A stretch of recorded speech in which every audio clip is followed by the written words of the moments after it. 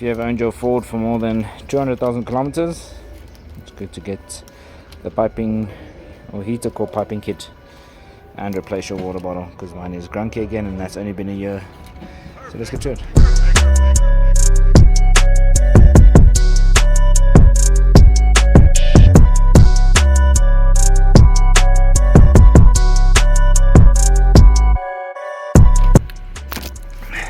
Okay, radiator bottles in.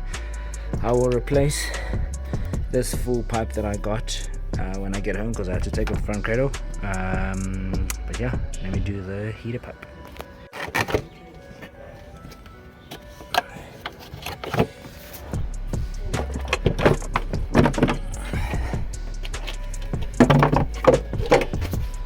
Here she is, that pipe that goes over to that fitting there. This is why I couldn't get the original pipe, is because I forgot the fitting on. But this new one comes with a new fitting, and then that clamp. So let me put it on.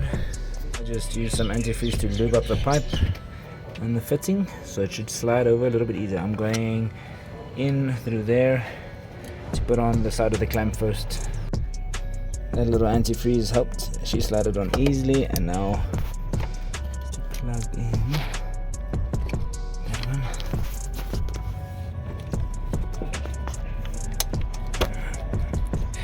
Nice click.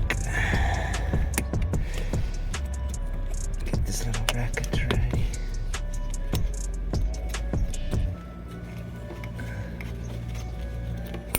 Click. Okay, now we can tighten that clamp. Turns out that clamp has to be a little bit sideways. Just move this little pipe out of the way. But now I can plug that back in into the fuel rail. There we go. Put this pipe back in there. Nice click, and then we can fold this, start bleeding the system.